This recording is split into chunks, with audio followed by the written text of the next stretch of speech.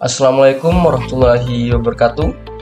Perkenalkan, nama saya Ivaldi Airomi Putra dengan NIM 200231100-294 dari Prodi Ekonomi Pembangunan kelas D. Di sini saya akan membahas tentang contoh dari modal sosial. Namun sebelum saya masuk ke dalam pembahasan atau contoh dalam modal sosial ini, kita harus paham bahwa modal sosial itu apa. Jadi, modal sosial ini merupakan nilai atau norma yang dipahami secara bersama dalam masyarakat yang berbentuk positif, sehingga terciptanya kerjasama yang saling menguntungkan, serta memberikan manfaat yang bernilai ekonomis, dan manfaatnya juga dapat dirasakan dalam jangka panjang.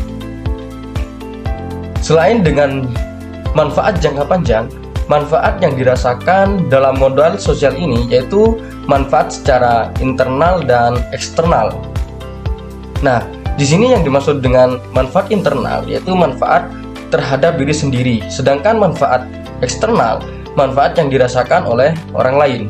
Nah, kemudian masuk dalam contoh pembahasan modal sosial, saya mengangkat di Desa Palongan, di mana desa ini terletak di Kabupaten Sumeneb dan di Kecamatan Buto. Luas daerahnya ini sekitar 1.600 hektar, sementara batas-batas wilayahnya sebelah barat berbatasan dengan Desa Entongtong, kemudian sebelah utara berbatasan dengan Desa Juluk, dan sebelah timur berbatasan dengan Desa Masaran, dan kemudian sebelah selatan berbatasan dengan Desa Aing Pejegeni. Nah, kemudian contoh modal sosial yang saya bahas yang terjadi di Desa Palongan Kecamatan Buto ini, yaitu di sini keluarga saya sendiri adalah peran utamanya, di mana tetangga, kerabat, dan teman-teman saya awalnya banyak yang tidak mempunyai pekerjaan, sehingga itu mereka sulit untuk membiayai kehidupan sehari-harinya. Terkadang mereka itu membiayai kehidupan sehari-harinya meminjam uang kepada bapak dan ibu saya. Namun ini hanya berlaku ke kerabat yang dekat dengan saya dan juga teman maupun tetangga saya yang juga dekat kepada keluarga saya.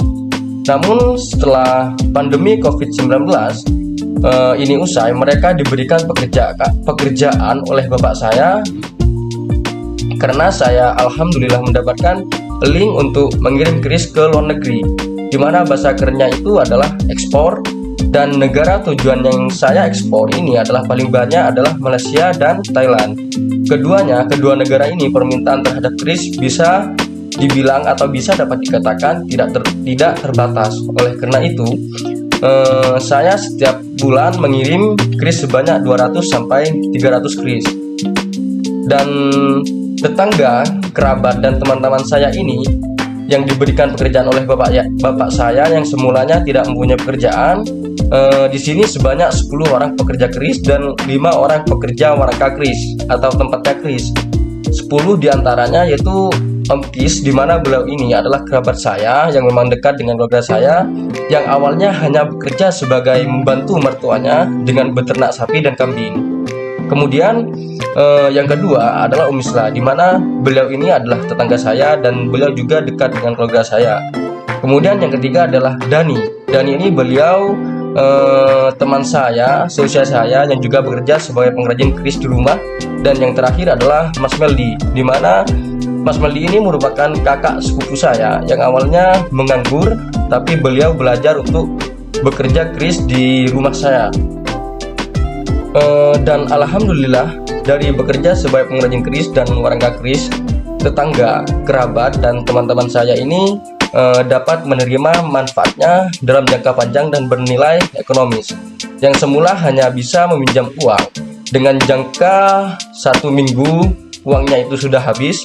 Namun setelah mendapatkan pekerjaan ini, mereka bisa juga membeli apa yang mereka mau dan sedikit menabung, meskipun itu hanya sedikit. Namun jangan salah, karena ada pepatah yang mengatakan bahwa sahnya dikit sedikit akan menjadi bukit. Nah, kemudian selain manfaat dalam jangka panjang dan yang bernilai ekonomis, manfaat yang diterima oleh tetangga, kerabat, dan teman-teman saya ini terdapat juga manfaat secara internal dan eksternal yang didapatkan, yaitu manfaat internalnya adalah kepada saya sendiri, di mana saya dapat mencapai target kris per bulannya itu sebanyak 200 sampai 300 kris yang berhasil mereka buat dari tangan beliau semua.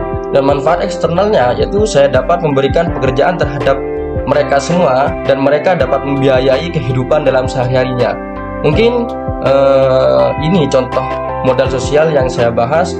Kurang lebihnya saya mohon maaf. Assalamualaikum warahmatullahi wabarakatuh.